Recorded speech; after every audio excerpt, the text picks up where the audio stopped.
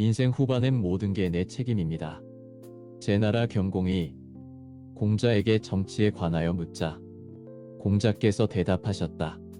임금은 임금답고 신하는 신하다우며 아버지는 아버지답고 아들은 아들다워야 합니다. 경공이 말했다. 좋은 말입니다. 진실로 임금이 임금답지 않고 신하가 신하답지 않으며 아버지가 아버지답지 않고 아들이 아들답지 않다면 비록 곡식이 있다 해도 내가 그것을 먹을 수 있겠습니까? 공자가 30대 초반에 제나라를 방문했을 때 제나라 제후 경공을 만났습니다. 경공이 정치에 관해 묻자 공자는 군군, 신신, 부부, 자자라고 답했습니다. 대통령은 대통령다워야 하고 대장은 대장다워야 하며 사장은 사장다워야 합니다. 장관은 장관다워야 하고 사무관은 사무관다워야 합니다. 임원은 임원답고 팀장은 팀장다워야 합니다. 아버지는 아버지다워야 하고 어머니는 어머니다워야 합니다. 자식은 자식다워야 하고 형은 형답고 동생은 동생다워야 합니다. 대통령이 대통령답지 못하면 국가 재정이 아무리 충분하다 해도 결국 국가 경영은 실패하고 맙니다. 대장이 대장답지 못하면 군 장비와 병력이 강하다고 해도 국난의 위기에서 국가를 제대로 지키지 못하고 실패하고 맙니다. 대표가 대표답지 못하면 기업 자금이 아무리 충분해도 그 규모와 상관없이 기업 경영은 실패하고 맙니다. 장관이 장관답지 못하면 대통령이 아무리 훌륭하다 해도 국가 경영은 휘청거립니다. 사무관이 사무관답지 못하면 정책다운 정책이 나오기 어렵습니다. 중대장이 중대장답지 못하면 중간부터 무너집니다. 임원이 임원답지 못하고 팀장이 팀장답지 못하면 기업은 흔들리고 맙니다. 아버지가 아버지답지 못하고 어머니가 어머니답지 못하면 가정 파탄은 시간 문제입니다. 자식이 자식답지 못하면 가정의 행복은 멀리 물 건너간 셈입니다. 절대 권력을 가진 임금이나 대통령이라 해도 모범을 보이지 않으면 충성하는 신하나 강묘를 두기 어렵습니다. 혹여 어쩌다 아버지가 되었다 해도 아버지는 아이들의 거울이 되어야 합니다. 자기는 하고 싶은 대로 하면서 자식에게는 엄격한 기준을 가져다 댄다면 겉으로야 따르는 척하겠지만 속으로는 곰기 시작하여 결국엔 터지게 되어 있습니다. 자식이 잘못되는 건 물론 자식의 탓도 있겠지만 부모의 탓이 훨씬 더 크다 하겠습니다. 그러니 임금과 아버지가 먼저고 신하와 아들이 그 다음입니다. 임금과 아버지는 권력과 힘을 가지고 있기 때문입니다. 하지만 세상엔 권력과 힘을 가지고도 되지 않는 게 너무도 많습니다. 권력과 힘으로 일정 기간 유지할 수는 있어도 오랫동안 유지할 수는 없습니다. 가진 자가 모범을 보이지 않는다면 권력과 힘의 영향력은 한정적일 수밖에 없습니다. 기기교교입니다. 기업은 기업다워야 하고 학교는 학교다워야 하며 종교는 종교다워야 합니다. 종교가 이익을 중요하게 여기는 기업처럼 운영되어선 안 됩니다. 학교가 기업이나 종교단체처럼 운영되어서도 안 됩니다. 기업 역시 학교나 종교단체처럼 경영해서는 좋은 성과를 낼 수 없습니다. 기업은 선의의 경쟁을 기반으로 해야 합니다. 사장이 기업의 이익을 위해선 모든 걸 희생해도 된다고 생각한다면 사장다운 생각이 아닙니다. 학교는 옹고지신의 장이 되어야 합니다. 전통과 문화를 가르치면서도 미래를 위한 혁신적인 사고와 지식을 함양해야 합니다. 학교나 교육이 경쟁을 부추기면서 부자들의 향연이 되어서는 안 됩니다. 믿음이 다르다고 다른 종교를 비방하거나 폄하하면 안 됩니다. 믿음이 돈독하지 못하다고 해서 무시한다거나 애처롭게 생각해서도 안 됩니다. 인생 후반을 어떻게 보내는 게 인생 후반답게 보내는 것일까요? 여러 조건이나 개인의 노력이 잘 어울려 나름 만족스럽게 살아왔고 또 살아가고 있다면 앞으로의 여정은 어떻게 펼쳐질까요? 어느 조건 하나 제대로 맞는 게 없어. 아무리 노력해도 만족스러운 삶을 살아올 수 없었고, 지금 역시 불만족스러운 시간을 보내고 있다면 앞으로의 여정은 어떻게 펼쳐질까요? 인생 전반은 전반답게, 인생 후반은 후반답게 사는 게 어떤 것일까요? 인생 전반의 시작은 누구나 부모의 역할과 환경의 영향을 많이 받을 수밖에 없습니다. 시작의 조건이 다르면 과정과 결과에 영향을 미칠 수밖에 없기 때문입니다. 누구나 처음 살아가는 삶이기에 마음대로 되지 않습니다. 좌충우돌하면서 살아가야 합니다. 그러니 조금이라도 잘못되고 어려워지면 부모를 탓하고 사회를 탓하면서 불평과 불만을 토로합니다. 하지만 젊음과 힘이 있기에 밀고 나갑니다. 그렇게 40을 넘기고 50을 넘기며 인생의 언덕을 넘어갑니다.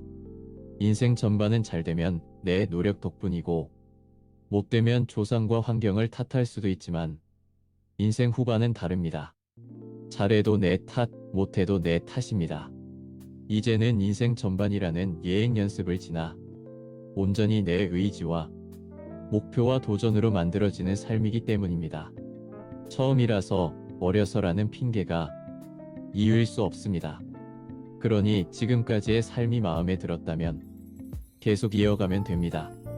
하지만 지금까지의 삶이 마음에 들지 않았다면 다른 방법을 써야 합니다. 그래도 다행스러운 건 지금의 50대에겐 시간이 아직 많이 남았다는 것입니다. 50여 년 전 50대에겐 가능하지 못했던 시간이 우리에겐 가능해졌습니다. 마음을 돌려 전략을 다시 짜면 충분히 행복할 인생 여정을 만들어 갈 수 있습니다. 안녕하세요. 책 요리입니다. 지금 50에 읽는 논어. 저자 최종혁. 좋은 책과 함께하고 있습니다. 이어지는 주제는 후회와 아쉬움의 고리를 끊는 법입니다. 당채꽃이 한쪽으로 기울어져 있네. 어찌 그대를 생각하지 않겠냐마는 집이 멀리 있구나. 공자께서 말씀하셨다. 생각하지 않은 것이지 어찌 멀게 있겠는가. 당채꽃이 봄바람에 흔들립니다. 어찌 그대를 생각하지 않겠습니까? 그대가 너무 보고 싶습니다. 바로 달려가고 싶지만 그대는 너무 먼 곳에 계시는군요라는 노래를 듣고 생각이 간절하지 않은 것이지 어찌 집이 멀다고 핑계를 대는가 라고 공자께서 평가했습니다. 생각이 간절하다면 거리가 문제되지 않는다는 뜻입니다. 공자는 당시까지 전해져 오던 수천 수의 노래 중에서 300여 수의 시가를 뽑아 동양 최초의 노래 시집 시경을 편집했습니다. 논어 차한편의 공자께서 당시의 시를 한 수 평가한 대목이 나옵니다. 앵두꽃이 봄바람에 흔들립니다. 그대가 너무 보고 싶습니다. 그대에게 바로 달려가고 싶지만 그대는 너무 먼 곳에 계시는군요. 영년 전 시경이 편집될 시기에 불렸던 노래. 사랑한다고 말할 걸 그랬지. 님이 아니면 못 산다 할 것을 사랑한다고 말할 걸 그랬지. 망설이다가 가버린 사람. 마음 주고 눈물 주고 꿈도 주고 멀어져 갔네. 님은 먼 곳에 영원히 먼 곳에 망설이다가 님은 먼 곳에 마음 주고 눈물 주고 꿈도 주고 멀어져 갔네. 님은 먼 곳에 영원히 먼 곳에 님이 아니면 못 산다 할 것을 사랑한다고 말할 걸 그랬지. 망설이다가 가버린 사람. 망설이다가 님은 먼 곳에. 신중현 작사 작곡 님은 먼 곳에입니다. 떠나간 사람에 대한 안타까운 마음은 예나 지금이나 다르지 않습니다. 2500년 전의 노래나 요즘의 유행가나 이별의 아쉬움은 늘 안타깝기만 합니다. 초중고, 대학 입학과 졸업을 반복하면서 기대와 후회를 반복합니다. 다시 입학생으로 돌아갈 수만 있다면 더 잘해낼 수 있을 거라 생각하지만 핑계에 불과하다는 것도 알고 있습니다. 직장에서도 마찬가지입니다. 대리는 사원 시절을 아쉬워합니다. 좌충우돌하며 업무를 진행해도 어느 정도 이해와 배려를 받을 수 있는 사원 시기였음에도 불구하고 불안과 노심초사하며 소심했던 사원 시절의 시간을 후회합니다. 과장은 대리 때를 아쉬워합니다. 좋은 성과를 얻지 못했다고 해도 최종 책임은 과장이 지기 때문에 더 과감하게 도전했었어야 했는데 그렇지 못한 것에 후회합니다. 부장은 과장 때를 아쉬워합니다. 부서를 책임지는 과장으로서 더 과감하게 새로운 제품이나 제도 개선에 몰입하여 팀워크를 발휘해 보지도 못한 채 부장의 눈치를 살피면서 안일하게 보냈던 시절을 후회합니다. 퇴직해도 마찬가지입니다. 더 일할 수 있었는데 일찍 그만둔 걸 후회하는 게 아니라 열심히 일하지 못한 걸 더 아쉬워합니다. 명예퇴직이나 정년퇴직이나 마찬가지입니다. 직장에서 보냈던 그 긴 시간의 흔적을 되돌아보면 더욱 그렇습니다. 누구나 대부분 인생의 황금기를 조직에서 보내기 때문입니다. 더 좋은 결과를 만들어낼 수 있었는데 더 멋진 성과를 만들어낼 수 있는 충분한 시간이 있었음에도 그렇지 못했던 것에 대한 후회와 연민을 가집니다. 인생의 가장 빛나는 시기를 보내면서도 나의 삶이 아닌 과장 눈치, 부장 눈치, 임원 눈치의 기준을 세우고 살았던 아쉬움이 남습니다. 인생도 마찬가지입니다. 그동안 살아온 궤적을 살펴보면 분명해집니다. 나의 삶이 참으로 독립적이고 창의적이라 해도 평균의 삶으로부터 멀리 벗어나지 못한다는 걸 알게 됩니다. 봄바람에 살랑대는 연한 봄꽃을 보면서 떠나간 연인이 생각나고 보고 싶지만 이미 너무 멀리 떠나갔음에 단념으로 마음 정리를 하는 어떤 사람을 기리는 노래입니다. 너무 보고 싶지만 이미 떠난 사람을 어떻게 할 수 없음을 안타깝게 노래하고 있습니다. 그런데 공자께서 그 노래를 듣고 생각의 문제이지 거리의 문제가 아니라고 단칼에 평가했습니다. 정말 마음 깊이 연인을 사랑한다면 그가 아무리 먼 곳에 있어도 산을 넘고 강을 건너가게 된다는 말입니다. 다 핑계라는 뜻입니다. 간절하면 못할 게 없습니다. 60이 되면 50을 되돌아보면서 분명 아쉬워하게 될 것입니다. 10년만 젊었어도 다시 시작할 수 있을 텐데 10년 전에 그렇게 하지 못했음을 후회하게 될 것입니다. 수천 년을 이어온 이 후회와 아쉬움의 고리를 끓는 방법을 우리는 공자에게 배울 수 있습니다. 공자의 가르침은 간절함이었습니다. 마음이 간절하면 못할 게 없다는 말입니다. 우리도 이미 알고 있는 해법입니다. 어쩌면 너무나 평범한 방법이지요. 더 좋은 묘법이 있을 법도 한데 그게 간절함이니 속는 셈 치고 믿어볼 수밖에 없습니다. 그러니 지금 멈춰야 합니다. 핑계를 멈추고 생각해야 합니다. 지금 바쁘다는 핑계로 50을 넘기면 60에는 무엇을 하든 후회할 것입니다. 그렇게 60을 넘기면 또다시 후회하는 70을 맞이해야 합니다. 2500년 전 그 노래처럼 말입니다. 이어지는 주제는 밀려온 삶에서 미어가는 삶으로입니다. 이어가겠습니다. 공자께서 말씀하셨다. 답답해하지 않으면 일깨워 주지 않았고 표현하려 애쓰지 않으면 밝혀주지 않았다. 하나를 가르쳐 주었을 때 스스로 세 가지를 알아내지 않으면 반복해 가르치지 않았다.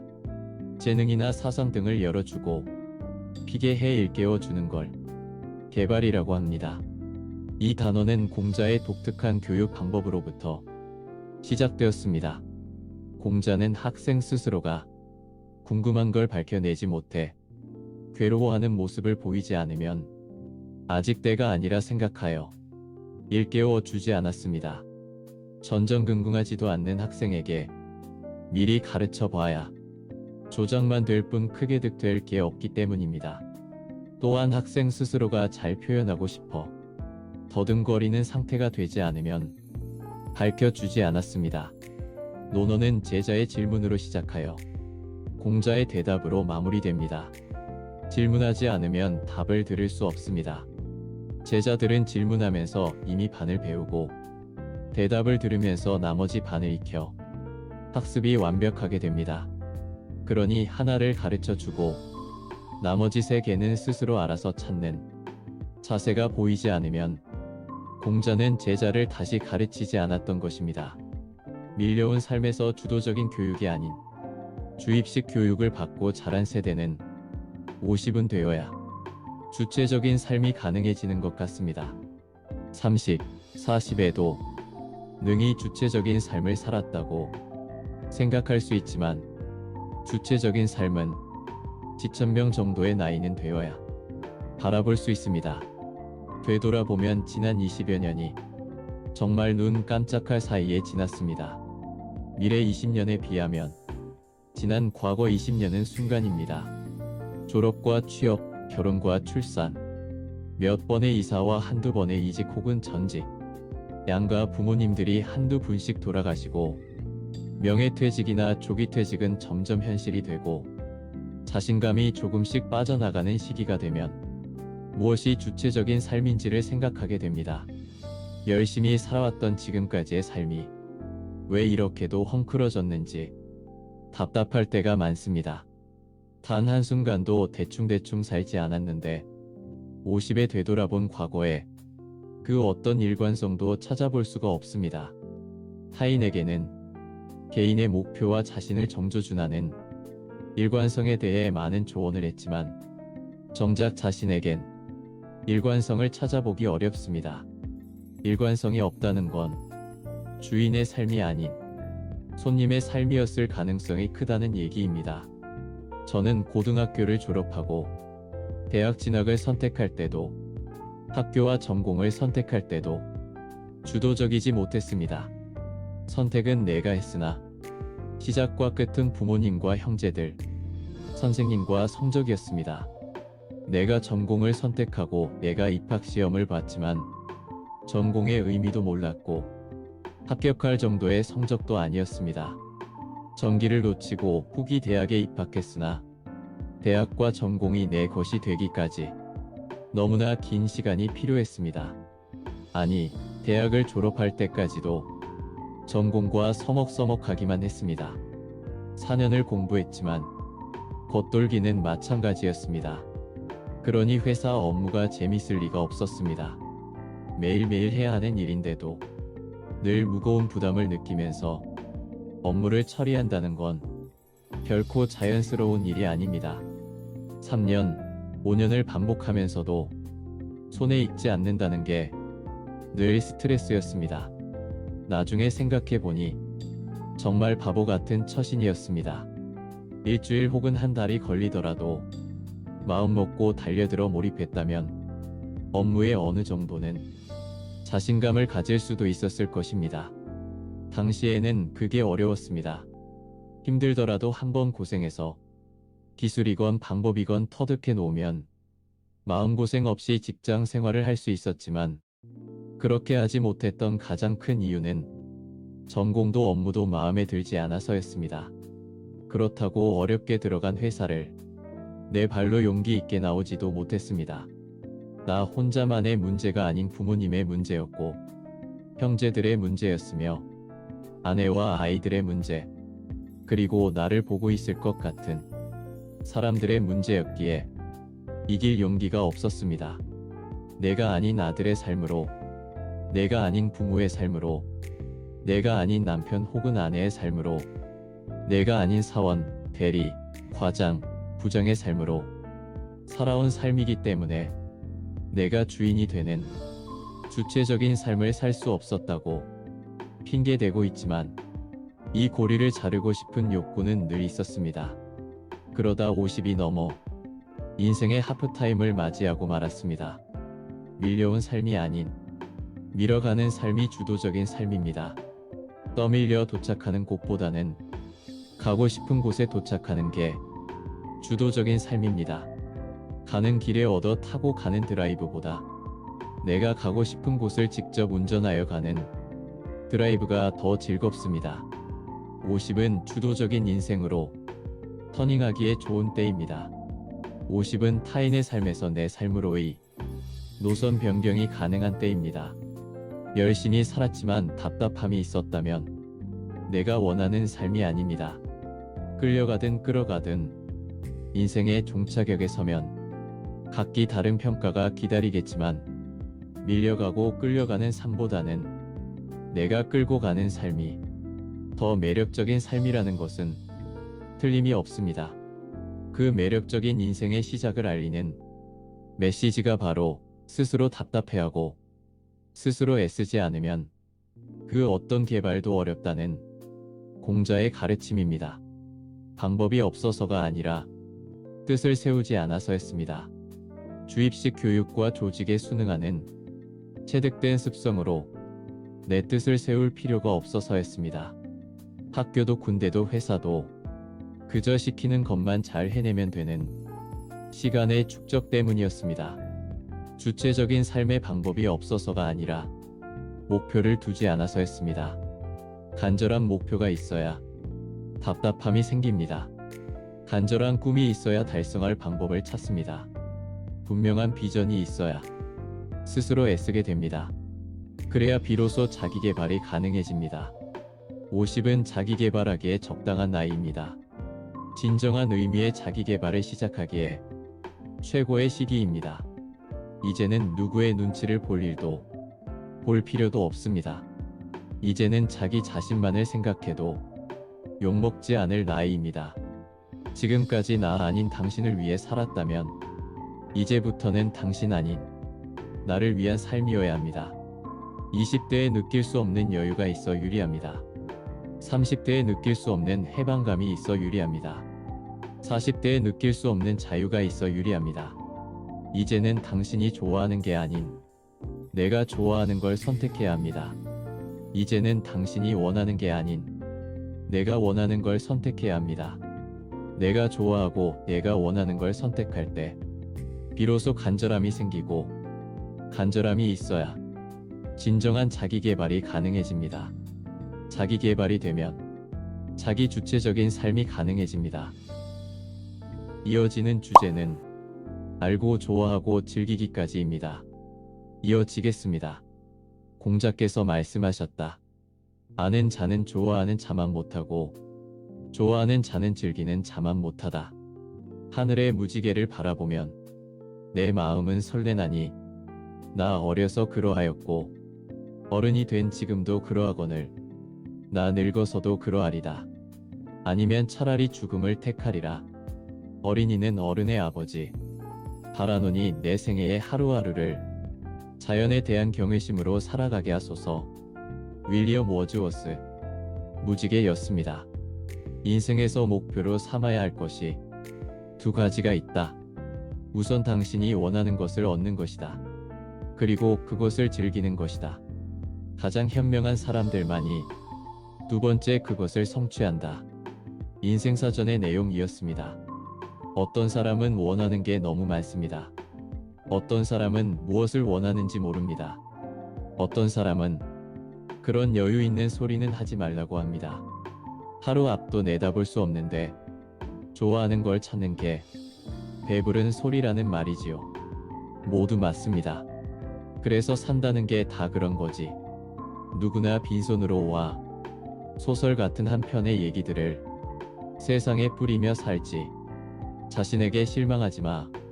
모든 걸 잘할 순 없어. 오늘보다 더 나은 내일이면 돼. 인생은 지금이야. 아모르 파티. 이런 노래의 위안을 받는지도 모릅니다. 가슴 뛰는 삶을 산다는 것, 즐기며 사는 건 원하는 걸 얻는 것보다 더 어렵습니다. 보통 사람이나 성공한 사람이나 마찬가지입니다. 가깝게 사는 사람이나 멀리 사는 사람이나 다르지 않습니다. 누가 봐도 원하는 걸 얻은 것처럼 보이는 사람도 만족을 하지 못합니다. 그만큼 욕심과 욕망은 제어하기가 어렵다는 뜻입니다. 저녁마다 산책길에서 만나는 빌딩 5층쯤에 걸린 파인만 학원. 그 반짝이는 간판을 보면서 파인만이 누군지 궁금했는데 최근 그에 관한 기사를 읽었습니다. 윌리엄 워즈워스의 시. 무지개처럼 살았던 30년 전의 천재 과학자, 양자역학 이론으로 노벨 물리학상을 받은 열정의 과학자였습니다. 리처드 파인만 교수는 성공적인 과학자로 살아온 원동력이 천재성이나 높은 목표의식보다 가슴 뛰는 삶에 있었다고 합니다.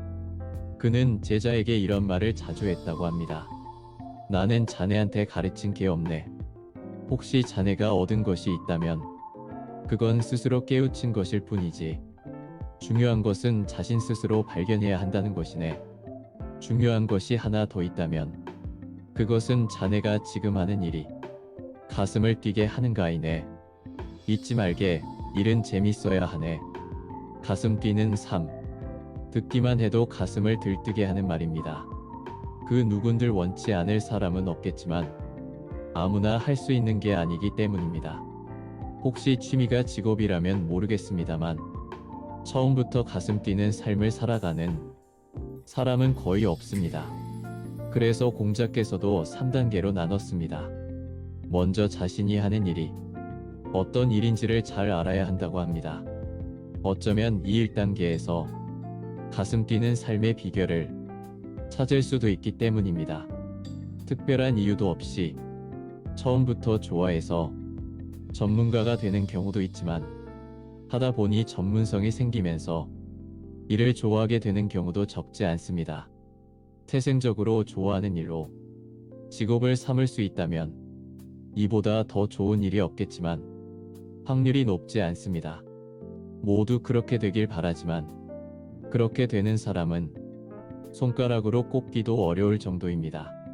좋아하는 일을 만드는 법. 그보다 현실적인 방법은 싫어도 계속 배우고 익히면서 전문성을 키워가는 것입니다. 그렇게라도 잘하게 되면 좋아하게 될 가능성이 높아집니다. 주머니 속의 송곳은 삐져나올 수밖에 없다는 낭중지추라는 말처럼 잘하면 인정받고 제대로 인정을 받으면 일에 긍지가 생길 수밖에 없습니다. 일에 긍지와 자신이 생기면 더 열심히 하고 결국 일을 좋아하게 됩니다. 어디서나 어떤 일이나 현실은 되게 고달픕니다. 그러니 조금 싫다고 해도 계속 배우고 익히는 게 시작입니다. 처음부터 많이 싫어하는 일이라면 다른 일을 찾는 것도 방법이지만 다른 일을 찾았는데도 계속 싫어진다면 일의 문제가 아니라 일을 대하는 사람의 문제가 더 클 수 있습니다. 그러니 꼭 순서가 있는 건 아니지만 배우고 익혀 일을 정확하게 아는 게 시작입니다. 그러면 좋아질 확률이 높아지고 좋아하는 일은 결국 즐길 수 있는 일이 될 수 있습니다.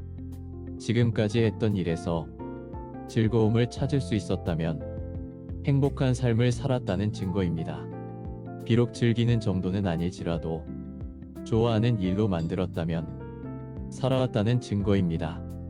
혹여 지금까지 했던 일에서 즐거움을 찾을 수 없었다면 남들처럼 보통의 삶을 살았다는 말입니다. 지금까지 했던 일을 좋아하는 일로 만들지 못했다면 많은 사람처럼 보통의 삶을 살았다는 말입니다. 어떤 이유로 30, 40에는 하지 못했던 혹은 할 수 없었던 일을 이제 해볼 수 있습니다. 30, 40의 조건과 50의 조건이 다르기 때문입니다. 그래서 50은 또 하나의 기회입니다. 인생에서 목표로 삼아야 할 두 가지. 원하는 것을 얻고 그것을 즐길 수 있는 삶을 살아가기 위해 50은 분명히 기회입니다. 지금부터 가슴 뛰는 삶을 만들어가는 것은 시간의 문제도 건강의 문제도 아닌 바로 지천명의 과제입니다. 이어지는 주제는 간절함과 두려움으로 공부하라입니다. 공자께서 말씀하셨다. 학문은 마치 미치지 못할 것 같은 갈급한 마음으로 배움에 임해야 하며 배운 것을 잃어버릴까 두려워하듯 배움에 임해야 한다. 2500년 전 공자의 학습법은 치열했습니다. 공자는 공부에 임하는 자세를 두 가지로 요약했습니다. 하나는 아무리 열심히 해도 미치지 못할 것 같은 갈급한 마음입니다. 다른 하나는 한번 배운 지식은 절대로 잃어버려선 안 된다는 마음입니다. 공자의 제자 자공은 실천하는 방법으로 절자탕마를 들었습니다.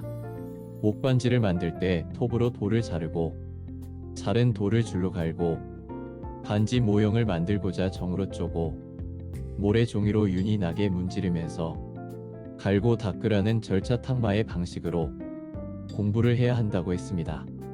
간절한 마음과 두려운 마음으로 공부에 임해야 한다고 공자는 말합니다. 단 한 점 때문에 불합격했다면 한 점은 그저 한 점이 아닙니다. 100점과도 같은 한 점입니다. 그만큼 갈급한 심정으로 학습에 임해야 한다는 것입니다. 저는 무책임하게도 간절히 원하면 이뤄진다라고 사람들에게 말하곤 했습니다. 직장에서는 후배나 부하 사원들에게 했으며 집안에서는 아이들에게 시도 때도 없이 남발했습니다. 누군가 찾아와 조언을 구할 때면 간절함이 레퍼토리가 되었습니다. 그런데 정작 저는 간절하게 해본 적이 별로 없습니다. 간절하게 해보지도 못한 채 그저 입으로만 잘난 채를 밥 먹듯이 했습니다. 어떤 책을 봐도 간절하게 하면 된다고 했기 때문에 저는 그렇게 될 것으로 믿고 자신 있게 목소리를 높였던 것 같습니다. 그 무책임한 말을 듣고서 간절함을 가지고 일하는 후배나 부하 사원은 없었습니다. 그들이 바보가 아닌 이상 모를 리가 없습니다. 앞에서는 선배의 말을 잘 듣는 신용을 했겠지만 돌아서선 바로 너나 잘하지라고 했을 것입니다. 그러며 그들도 후배들에게 간절함 타령을 했을지도 모릅니다. 사람들은 늘 정답만 말합니다. 선배도 상사도 방송도 책에서도 언제나 바른 소리만 늘어놓습니다. 그래서 세상엔 바른 소리가 넘쳐납니다. 사건만 터졌다 하면 교수나 전문가가 등장하여 바른 소리만 합니다. 다리가 무너지고 아파트가 넘어져도 대형 화재의 수재가 나도 TV 화면에는 뛰어난 전문가가 넘쳐납니다. 바른 소리를 해대는데도 사고는 매년 넘쳐납니다. 50에 이르니 간절함이 안으로 파고듭니다. 간절한 인생을 살고 싶다는 욕심이 생겨납니다. 남들이야 어떻게 인생을 살아가든 시간이 더 가기 전에 간절함을 가지고 뜨거운 삶의 시간을 보내고 싶은 마음이 들기 시작했습니다. 행동이 아닌 말로 살아온 지난 시간이 적지 않은 부담이 되지만 그래도 지금이 아니면 더 이상의 기회가 없을 것 같은 두려움이 들기도 합니다. 정말 부러운 것 중 하나가 인생을 뜨겁게 보낸 사람들의 모습입니다. 10년, 20년 아주 오랜 시간 동안 한 가지 일에 몰두한 결과 의미 있는 성과를 만들어가는 사람들의 이야기에는 늘 부러움을 느낍니다. 50에 시작했건 60에 시작했건 자신만의 영역을 구축해가는 아름다운 삶의 모습은 그 시작점이 중요한 게 아니라 오랫동안 변함없이 열정을 다했다는 데 있습니다.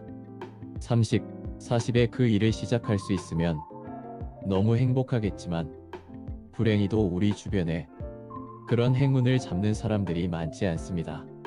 아니 30, 40에 생각지도 못했던 삶의 역경이기에 50, 60에 이르러 열정적인 삶이 더 가치 있게 다가오는 것인지도 모릅니다. 요즘 주변에서 종종 듣는 이야기가 하나 있습니다. 나도 열정을 불살라가며 미친 듯이 일을 좀 해봤으면 좋겠어. 하지만 그런 일이 없다는 게 문제야. 그들이 되는 이유는 거의 비슷합니다. 매달 받는 월급 때문에 열정을 불사르는 일을 할 수 없다고 합니다. 당장 필요한 수입을 위해 진행하는 아르바이트 때문에 열정을 불사르는 일을 할 수 없다고 합니다. 딸린 식구 때문에 열정을 불사르는 일을 할 수 없다고 합니다. 혼자 살면 혼자 살기 때문에 30이면 아직 30밖에 되지 않았기 때문에 40이면 지금 해결해야 할 일이 한두 개가 아니라서 50이면 당장 풀어야 할 현실적인 숙제를 하기에도 급급해서 60이면 이제 너무 늦어서 70이면 미래를 희망할 수 없어서 열정을 불사르는 일을 시작하지 못합니다. 50. 남들에게 그토록 강조했던 간절함을 이제는 본인 스스로가 가져야 할 때입니다. 방법은 두 가지입니다. 하나는 현재의 일에 간절함을 더하는 것입니다. 다른 하나는 간절히 하고 싶은 일을 찾는 것입니다. 현재의 일에 간절함을 더할 수만 있다면 더 이상 바랄 바가 없는 최상의 조건입니다. 간절함은 열정을 만드는 연료이기 때문입니다. 의무감으로 하는 일은 간절함과 거리가 멉니다. 그러니 현재의 일에 의미를 부여하는 작업을 모색해 봐야 합니다. 일에 의미를 더하는 건 시들어가는 꽃에 물을 주는 것과도 같습니다. 꽃이 시들어가는 건 꽃이 아름답지 않아서가 아니라 물이 부족하기 때문입니다. 직업이나 일이 의미가 없어서 간절하지 않은 게 아니라 의미 부여를 충분히 하지 않아서일 가능성이 높습니다. 비록 의무감으로 하는 일이라 해도 의미 없는 일은 없습니다. 본인만 그렇게 생각하고 있을 공산이 큽니다. 마음처럼 쉽지는 않지만 간절히 하고 싶은 일을 찾는 방법도 가능합니다. 직업이나 경력을 바꾼다는 게 큰 결심을 요하기는 하지만 50에 도전해 볼 만한 일이기도 합니다. 절자탕마의 정신을 끌어낼 수 있는 간절한 일이라면 용기 내에 도전해야 합니다. 한 번 더 열정을 불살라가며 미친 듯이 일하고 싶다면 현재의 일에 간절함을 더하던가 간절히 하고 싶은 일을 찾아 도전해야 합니다. 용기가 필요한 일입니다. 이어지는 주제는 반복하는 습관에만 기적이 찾아온다입니다. 공자께서 말씀하셨다. 본성은 서로 비슷하나 익히는 것에 의해 서로 멀어진다. 가지고 태어난 천성이나 본성은 서로 비슷하지만 무엇을 익히고 반복하느냐에 따라 서로 다른 인생을 살게 된다라는 공자 말을 필두로 수많은 현인이 반복과 습관에 대해 지적했습니다. 아리스토텔레스는 인간은 일시적이 아닌 반복적으로 행하는 것에 의해 결정되는 존재로 탁월함은 습관으로 만들어진다라고 말했고, 파스칼은 습관은 습관이기 때문에 따르는 것이지 합리적이라든가 올바르다는 데에서 따르는 게 아니다라고 말했습니다. 사람이 습관을 만들고 습관이 사람을 만들며 습관은 철사를 꼬아 만든 쇠줄과 같아서 매일 가느다란 철사를 엮다 보면 이내 끊을 수 없는 쇠줄이 된다고 말한 사람도 있습니다. 3살 버른 여든 간다라는 우리 속담 이외에도 40이 지나면 사람들은 습관과 결혼해 버린다라고도 했습니다. 자신의 천성과 본성이 가장 비슷한 사람은 형제 혹은 자매일 것입니다. 비슷한 천성과 본성으로 태어났지만 50년, 60년 살다 보면 완전히 다른 인생을 살고 있습니다. 그 이유는 무엇일까요? 형은 성공했고 동생은 성공하지 못했다고 해봅시다. 형이 똑똑해서 잘생겨서 좋은 학교를 나와서 성공했을까요? 아닙니다. 형과 동생이 매일 아침 일어나 어떤 일을 반복적으로 했느냐의 차이가 쌓이고 쌓여 오늘날의 차이를 만든 것입니다. 세상의 반복, 습관, 꾸준함을 이길 수 있는 건 없습니다. 일상의 삶의 기적은 없습니다. 지금 50의 내 모습은 언제부터 만들어졌을까요? 지금의 모습이 마음에 든다면 더할 나위 없이 좋겠지만 마음에 들지 않는다고 해도 어쩔 수 없습니다. 마음에 든다면 기적에 가까운 일입니다. 어쩌면 대다수는 마음에 들지 않을 수 있습니다. 일상의 기적 같은 일은 거의 일어나지 않으니까요. 10년쯤 전으로 바둑돌을 복귀하듯 되돌아보면 원인을 찾을 수도 있겠지만 꼭 그렇게 보지 않아도 우리는 원인을 대략 알고 있습니다. 40에 50을 그려봤지만 수많은 선택과 흔들림의 갈등이 있었을 것입니다. 그 속에서 나름의 최선을 다해 살아온 결과가 50임을 알고 있습니다. 10년 후 60의 나는 어떤 모습을 하고 있을까요? 40에서 50이 되는 방식 그대로 50에서 60으로 살아간다면 그 결과는 어떨까요? 우리는 이미 경험했습니다. 일상의 삶에 기적 같은 일은 일어나지 않는다는 걸 말입니다. 성상근야 습상원야가 답일 수 있습니다. 지금의 모습이 마음에 들지 않는다면 그 원인은 습에 있습니다. 지금의 모습이 마음에 들었다면 그 원인 또한 습에 있습니다. 반복하여 익히고 반복을 통해 배우고 반복적으로 연습하고 복습하면 그 어떤 것도 능하게 됩니다. 어떤 것이든 버릇과 습관으로 만드는 게 습입니다. 지나간 10년이야 어찌할 도리가 없지만 다가올 10년엔 희망이 있습니다. 지나간 10년 동안에는 이게 좋을까 저게 좋을까 고민하고 갈등했다면 다가올 10년엔 반복의 희망을 걸어보는 게 좋은 전략입니다. 반복이 기적을 만들게 됩니다. 40에는 불가능했을지라도 50에는 가능성이 있습니다. 40에는 일관성이 없었지만 50엔 다릅니다. 가능성에 무게를 두기보다 하고 싶은 것에 더 중심을 두기 때문입니다. 돈이 되는 일에 무게를 두기보다 오래 할 수 있는 일에 중심을 두기 때문입니다. 50엔 희망이 있습니다. 지난 10년처럼 고민하지 않아도 됩니다. 다가올 10년은 한 가지에만 집중하면 됩니다. 지나온 10년이 가능성의 시기였다면 다가올 10년은 확신의 시기입니다. 변하지 않는 삶의 원칙 중에 하나가 바로 반복입니다. 40엔 다양한 분야의 책을 읽었다면 50엔 한 분야의 책을 반복하여 집중적으로 읽는 전략이 더 유효합니다. 다양한 분야를 조금씩 아는 것보다 좋아하는 분야를 집중적으로 반복하는 게 50의 유효한 독서법이라 할 수 있습니다. 저는 이런 말을 하곤 합니다. 여러분은 저의 최고의 강의를 듣고 계십니다. 동시에 저의 최악의 강의를 듣고 계시기도 합니다. 앞으로도 저는 이 주제의 강의를 반복할 것이기 때문입니다. 오늘 하나를 고치고 내일 또 하나를 고친다면 모레는 오늘보다 조금 더 발전된 강의일 것입니다. 저는 50대에 딱 두 가지를 반복했습니다. 하나는 회사 경영이었고 다른 하나는 논어였습니다. 낮에는 회사 일을 했고 퇴근 이후엔 논어 공부에 집중했습니다.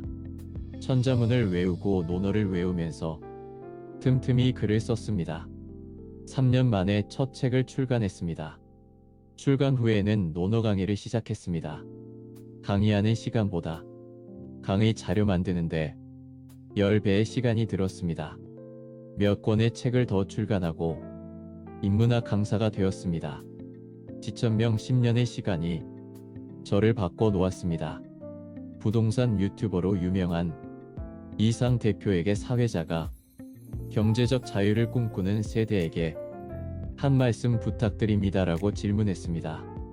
이상 대표는 지금 막막하시다면 부동산 관련 재테크책 50권만 읽어보세요. 다른 생각 다 제쳐두시고 딱 앉아서 6개월 이내에 50권만 읽어보시면 그 안에서 자신에게 맞는 답을 찾을 수 있을 거예요. 희망을 볼 수 있고 또 확신을 찾게 되고요. 그러면 내가 해낼 수 있는 열정이나 동기가 생길 거예요. 주저앉지 마시고 재테크책 50권에 도전해 보시기 바랍니다. 답을 찾을 거예요 라고 답했습니다. 이어지는 주제는 해가 났을 때 젖은 볏짚을 말려야 한다입니다. 공자께서 말씀하셨다. 나면서부터 아는 사람이 상급이고 배워서 아는 사람이 그 다음이고 곤경에 처해서 배우는 사람은 또 그 다음이며 곤경에 처해도 배우지 않으면 그 사람은 하급이 된다. 공자는 배움을 중심으로 사람들을 4단계로 나눠 정의했습니다. 천재나 영재로 태어나면서부터 아는 사람을 가장 상급이라 했습니다. 배워서 아는 사람을 그 다음 등급이라 했으며 어려움과 곤경을 배움으로 극복해내는 사람을 그 다음 등급으로 들었습니다. 가장 마지막 등급은 아무리 곤경에 처해도 배우려 하지 않는 사람이라 했습니다. 그러면서 공자 본인은 상급이 아니라 스스로 배워서 터득한 학이지지자라 칭했습니다. 아버지의 든든한 재력을 바탕으로 20대 중반에 이미 석박사가 되거나 판검사가 되는 사람은 상급 1등급입니다. 자신의 명석한 두뇌를 바탕으로 대부분의 학업 과정을 장학금으로 마친 후 최고의 조직에 안착한 사람은 그 다음 등급 2등급입니다. 보통 실력으로 보통 학교를 졸업하고 보통 조직에 들어가 모든 단계를 빠트림없이 겪으면서도 그 수많은 공경을 피할 길이 없어 피를 토하는 각오로 석박사와 MBA를 공부하는 사람이 그 다음 등급 3등급입니다. 온갖 험한 일을 다 하면서도 제대로 된 평가나 보상도 받지 못하며 죽을 힘을 다해 일해나지만 배움을 멀리하는 사람은 그곳에서 벗어날 방법이 없어 가장 하급 4등급이 되고 만다고 할 수 있습니다. 1등급의 사람들은 시기의 대상이 되기 쉽습니다. 석사, 박사, 판사, 검사 타이틀이 시기의 대상이 아니라 페어플레이와 거리가 먼 부자에게 유리한 기울어진 운동장에서의 경쟁을 거친 사람들이 많기 때문입니다. 모범을 보이면 좋을 만한 사회의 리더들이 자기들만을 위한 불공정의 통로를 만들었기 때문입니다. 2등급의 사람들은 부러움의 대상, 3등급의 사람들은 존경의 대상입니다. 그러니 우리가 염려하는 건 1, 2, 3등급의 사람들이 아닙니다. 공자가 염려했던 이들도 1, 2, 3등급의 사람들이 아니었습니다. 그들은 누구의 도움이나 조언 없이도 스스로 잘해 나갑니다. 그들은 이미 사회의 주류가 되어 가고 있습니다. 주류가 되어 다양한 편익을 독점하며 기회를 선점하고 있습니다. 문제는 4등급 사람들입니다. 이들은 우리 사회의 가장 큰 영역에서 활동하고 있습니다. 공자가 가장 염려했던 바로 그 영역의 사람들은 한 발만 삐끗해도 천길벼랑으로 떨어질 것만 같이 위태롭습니다. 책이 가장 필요한 사람들인데 책을 가장 멀리합니다. 공부가 가장 필요한데 공부를 가장 멀리합니다.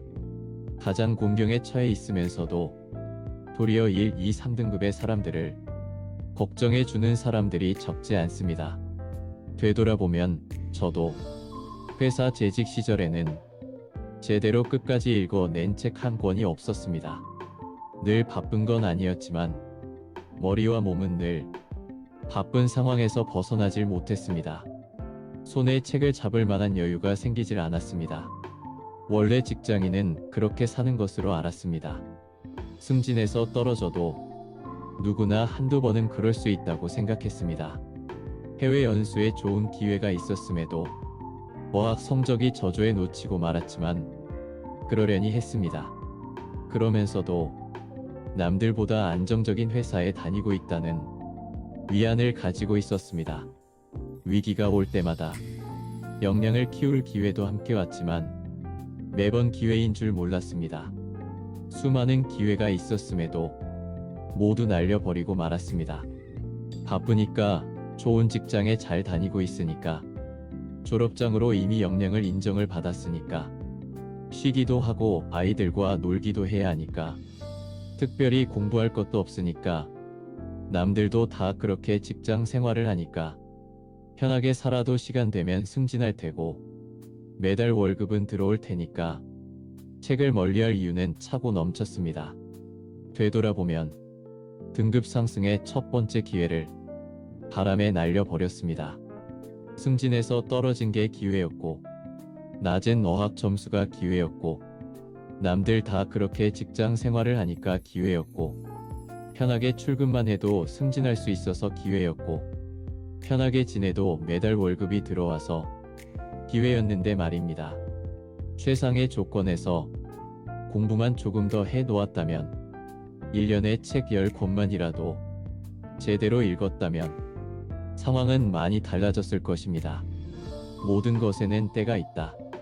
날 때가 있으면 죽을 때가 있고 심을 때가 있으면 뽑을 때가 있다. 울 때가 있으면 웃을 때가 있고 곡할 때가 있으면 춤출 때가 있다. 연장을 쓸 때가 있으면 써서 안 될 때가 있고, 서로 껴안을 때가 있으면 그만둘 때가 있다. 찢을 때가 있으면 기울 때가 있고, 입을 열 때가 있으면 입을 다물 때가 있다. 사랑할 때가 있으면 미워할 때가 있고, 싸움이 일어날 때가 있으면 평화를 누릴 때가 있다. 성경의 전도서 3장의 내용입니다. 해가 났을 때 젖은 볏짚을 말려야 합니다. 이번 생의 전반전은 재수가 없어 4등급에 몰리게 되었다고 해도 아직 인생 후반전은 아닙니다. 전략적인 하프타임을 보낼 수 있다면 후반에는 등급을 올릴 수 있습니다.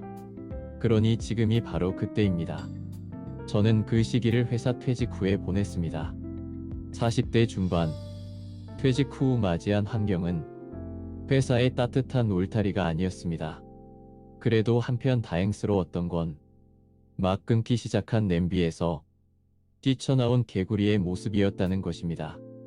그로부터 5년 이상 하프타임을 보내면서 곤이악지의 시간을 보냈습니다. 가족을 건사해야 하는 가장으로서 경제 활동을 하며 미래를 위해 준비했습니다. 아이디어가 아니라 행동으로 실천해야 하는 과정을 통해야만 결과를 만들 수 있다는 것도 알게 되었습니다. 누구나 인생을 살면서 한두 번은 넘어집니다. 넘어지는 게 문제가 아니라 늘 그 다음이 문제입니다. 왜 넘어졌는지, 왜 곤란함을 겪었는지 생각해야 합니다. 공자의 지적처럼 그런 어려움을 겪고서도 배우려 하지 않으면 그것만큼 아쉬운 일도 없기 때문입니다. 이어지는 주제는 돌아보고 계획하기에 가장 적절한 나이입니다. 공자께서 말씀하셨다. 후배들이 두렵나니 어떻게 장래에 그들이 오늘날의 우리만 못할 줄로 아는가. 그러나 40~50살이 되어도 명성이 들리지 않는다면 크게 두려워할 바는 없다. 후배의 나이가 지금 내 나이 정도 되면 지금의 나보다 훨씬 더 나을 수도 있기에 후배를 두려워할 줄 알아야 합니다. 그래야 나도 자만하지 않고 바로 설 수 있습니다. 하지만 후배의 나이가 40, 50이 되어도 명성이 들리지 않는다면 후배를 더는 두려워하지 않아도 됩니다. 적어도 나이 50까지는 뭔가 잘한다는 말을 들을 수 있게 노력하라는 뜻입니다. 자식 역시 마찬가지입니다. 자식의 나이가 지금 내 나이 정도 되면 지금의 나보다 훨씬 더 나을 수도 있기에 자식을 소중하게 다뤄야 합니다. 하지만 자식의 나이가 40, 50이 되어도 명성이 들리지 않는다면 적어도 50까지는 포기하지 말고 계속 독려하고 가르쳐서 가문을 훌륭히 이을 수 있게 노력하라는 뜻이기도 합니다. 나는 나의 어머니 아버지보다 잘 살고 있을까? 그분들의 50대보다 지금의 나는 과연 잘해 나가고 있을까? 가문의 재건을 위해 집안을 제대로 보존하고 건사하기 위해 내가 하는 언사나 행동이 아버지 어머니보다 잘한다고 할 수 있을까? 아버지는 일제강점기에 태어나 평생 농사만 지은 농부였습니다. 품앗이 농사로 늘 바쁘셨지만 농한기 때는 40, 50리 떨어진 곳에서 건축용 나무를 구매해 다시 40, 50리 떨어진 안성이나 평택으로 가져다 이문을 조금 남기고 파는 장사를 했습니다. 소 마차를 끌고 수십 리를 돌아 나무를 팔고 돌아오는 길엔 늘 달콤한 빵을 한두 개씩 사다 주셨습니다. 그 빵 맛에 저녁이면 아버지를 기다리는 저는 늘 들떠 있었습니다. 봄, 여름, 가을, 겨울 아버지가 쉬는 모습을 단 하루도 본 적이 없습니다. 농번기에는 밤에나 겨우 검게 그을린 아버지 얼굴을 볼 수 있었습니다. 겨울에는 나무 장사에 바쁘셨고 비 오는 날에는 새끼 고기에 바쁘셨습니다. 어머니는 고춧가루 장사를 하면서 저희 형제를 키우셨습니다. 초등학교 시절 학교에서 돌아오면 대청마루엔 늘 가득히 펼쳐놓은 푸석푸석한 고추 더미가 기다리고 있었습니다. 온 식구들이 매달려 마른 고추의 꼭지를 따고 있는 마루엔 고추의 매운 공기가 떠나질 않았습니다. 꼭지를 따낸 고추는 배를 반으로 갈라 햇볕에 바짝 말린 후 고추방앗간에서 빨갛고 고운 고춧가루로 만들어집니다. 어머니는 그 고춧가루를 머리에 이고 평택과 안중으로 팔러 다니셨습니다. 중국 음식점과 식당에 단골로 방문 판매를 하셨습니다. 고춧가루 자루를 머리에 이고 양손엔 저와 동생들을 데리고 갔던 적도 여러 번 있었습니다. 가끔 사주시는 짜장면 맛에 빠져 어머니가 무슨 일을 하고 계시는지는 잘 인지하지 못했습니다. 5, 8, 9살 아이들 셋을 데리고 터덜거리는 시골 버스로 2시간도 더 되는 먼 길로 장사를 나가셨습니다. 농번기에 어머니는 너무나 바쁘셨습니다. 20명이나 되는 식구의 집안 살림은 물론 낮에는 밭으로 논으로 단 한순간의 쉬는 시간을 저는 본 적이 없습니다. 명심보감 입교편에 나오는 어구입니다. 독서는 집을 일으키는 근본이요. 이치를 따름은 집을 잘 보존하는 근본이요. 근면과 검약은 집을 다스리는 근본이요. 화목과 순종은 집안을 가지런히 하는 근본이다. 제 부모와 저는 불과 한 세대밖에 차이 나지 않지만 1000년 이상 내려온 명심보감의 저 어구가 제 부모 세대에는 말없이 실현되고 있었습니다. 배움으로 치자면 자식 세대에 반도 미치지 못하셨지만 그분들의 삶은 자식의 삶보다 100배는 더 멋졌습니다. 비단 저의 부모만이 아닌 50년 전의 삶을 살아낸 모든 부모가 그러했습니다. 지금 50이 되는 나는 자식들에게 늘 독서하는 모습과 궁리하는 모습을 보여주고 있는지 순리에 역행하는 모습을 보여주고 있진 않은지 조금 힘들다고 아이들처럼 불평과 불만만 내 보이고 있진 않은지 빨리 가려는 욕심 때문에 비리에 말려들진 않은지 조금 더 의연한 자세로 삶을 대하고 있는지 되돌아봅니다. 부모로서 떳떳하지 못한 행동을 하진 않는지 모범을 보이는 생활을 하고 있는지 바름과 사랑으로 늘 이끌어주고 있는지 자문해 봅니다. 생각을 바꾸기에 가장 적절한 나이. 이 어구는 후배나 자식에 관한 이야기를 전하고 있지 않습니다. 지금의 나에 관한 공자의 인생 마지막 경고입니다. 50에도 뭔가를 만들어내지 못하면 별 볼 일 없는 인생을 살고 있다는 무서운 경고입니다. 물론 50이라는 숫자를 지금은 60 혹은 70으로 늘려 적용해야겠지만 지금의 50세대에게 주는 공자의 경고임에 틀림없습니다. 그래서 50의 나이는 지난 삶을 되돌아보기에 아주 적당한 시기입니다. 미래를 계획해 보기에도 아주 적당한 때입니다. 혹여 다시는 재기할 수 없다고 생각한다면 생각을 바꿀 때입니다. 혹여 지금까지의 삶이 원칙을 저버린 삶이라고 생각한다면 생각을 바꿀 때입니다. 혹여 지금까지 부지런히 살아오지 못했다고 생각한다면 생각을 바꿀 때입니다. 혹여 지금까지 낭비하는 삶을 살아왔다면 생각을 바꿀 때입니다. 혹여 지금까지 자기 주장만 강하게 설파하면서 살아왔다면 생각을 바꿀 때입니다. 혹여 지금까지 피해의식 가득한 삶을 살아왔다면 생각을 바꿀 때입니다. 50은 다시 한번 출발해 보기에 절대로 늦지 않은 시기입니다. 50은 70이 되기에 아직도 20년이나 더 남은 때이기 때문입니다. 30의 50을 바라보는 20년 전과 다를 바가 없기 때문입니다. 50은 용기를 내기에 절대로 늦지 않은 나이입니다. 모범을 보이며 훌륭히 살다 가신 우리의 부모들만큼 우리도 멋진 삶을 자식들에게 남길 수 있는 마지막 기회의 시간이 50이기 때문입니다. 시작하기에 아주 적절한 나이가 바로 50 지천명입니다. 이어지는 주제는 저자의 이야기, 삶이 흔들릴 때 나를 다잡아준 노노입니다.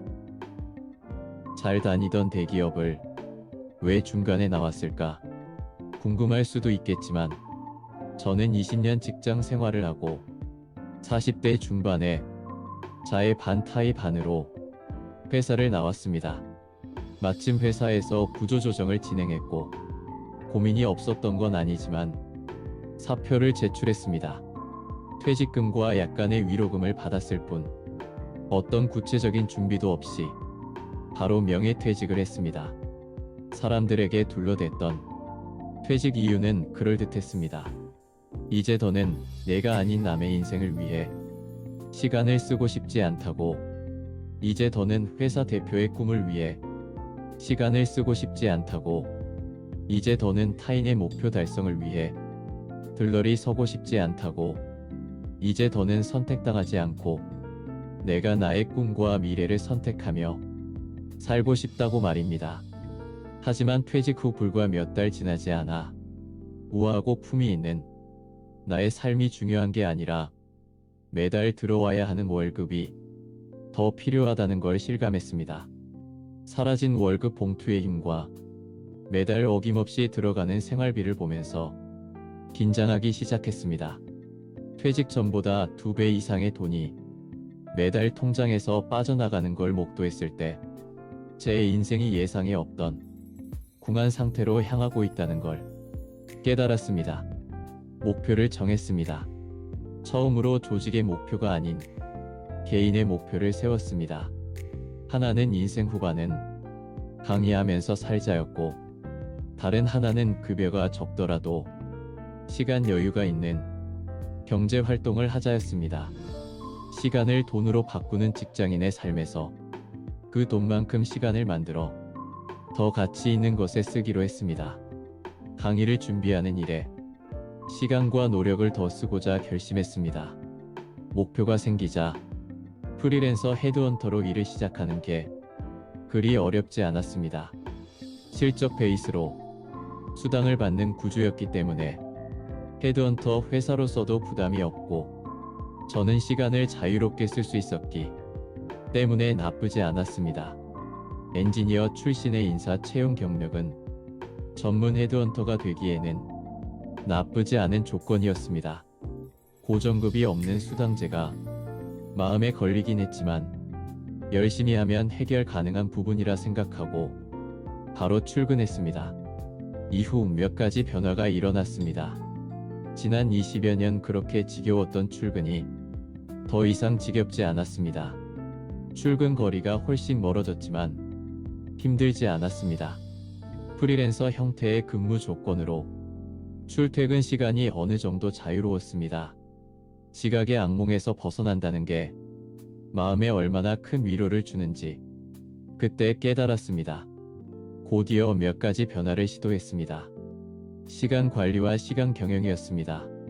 매달 수입도 올리고 잘 나가는 강사로 서기 위해서는 준비해야 할 것들이 많았기 때문에 시간을 직장인이었을 때처럼 쓸 수는 없었습니다. 당장 먹고 살 생활비와 미래 준비에 2배 이상의 시간이 필요했습니다. 다른 하나는 독서였습니다. 직장 생활 20여 년 동안 읽었던 책보다 퇴직 후 1년 동안 읽은 책이 더 많았습니다. 업무도 익혀야지, 책도 읽어야지, 사람들도 새로 사귀어야지, 먼 거리 출퇴근도 해야지. 시간 관리를 하지 않을 수 없었습니다. 헤드헌터로 어느 정도 실적도 올리고 업무의 안정감도 들었을 때 대학원을 생각했습니다. 40대 후반은 늦은 나이가 분명했지만 프리랜서 강사에게는 큰 도움이 될 거라는 판단에 인적자원 개발로 석사를 하고 평생학습으로 박사를 공부했습니다. 틈틈이 책을 읽고 글을 쓰기 시작했습니다. 부록을 지나 지천명이 되었을 때 새로운 시도를 하나 했습니다. 당시 헤드헌터 회사를 직접 경영하고 있었고 박사 공부를 할 때인데 점심시간에 사무실 근처 잠실 석촌호수를 산책하다가 우연히 천자문을 외우기 시작했습니다. 단순한 호기심으로 시작했지만 천자문은 의외로 재미가 있었습니다. 그래서 한 단계 더 나아가 논어를 읽기 시작했습니다. 2년 정도 지났을 때 논어 책을 한 권 출간했습니다. 시간을 관리하고 경영하게 되면서 블루타임을 출간할 수 있었습니다. 학위 과정이 끝나자 대학에서 강의를 할 수 있는 기회가 생겨 매주 토요일 강의를 하게 되었습니다. 드디어 고정 강의가 생긴 것이지요. 회사를 경영하면서 주중에는 가끔 강의나 강연을 다니고 주말에는 학교 강의를 하게 되니 강의도 점점 더 재밌어졌습니다.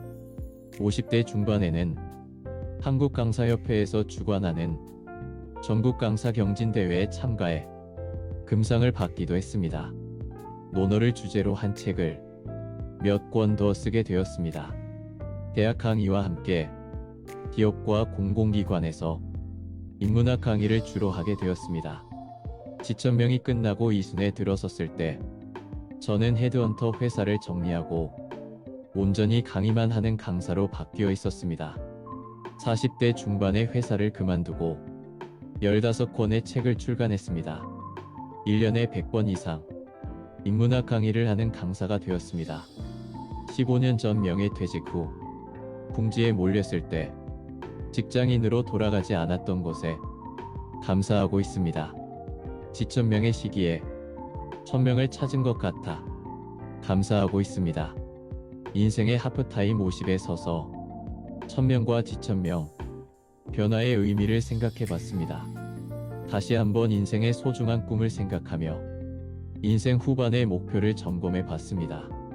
공부다운 공부를 통해 자신의 강점을 강화하여 인생의 기회를 만들어가는 단계를 살펴봤습니다. 행동과 도전에 필요한 요소들을 점검하며 50의 공허를 행복한 삶으로 바꾸는 전략과 전술을 논의해 봤습니다. 2500년 동안 생생히 살아 숨쉬는 논어와 함께 지난 50을 되돌아보며 미래의 50을 설계해 보면 좋겠습니다. 여기까지 하겠습니다. 끝까지 시청해 주셔서 감사합니다. 좋은 책 집필해 주신 저자 최종엽님, 감사합니다. 논어를 통해 삶의 변화의 실마리가 이끌어낼 수 있다고 확신합니다.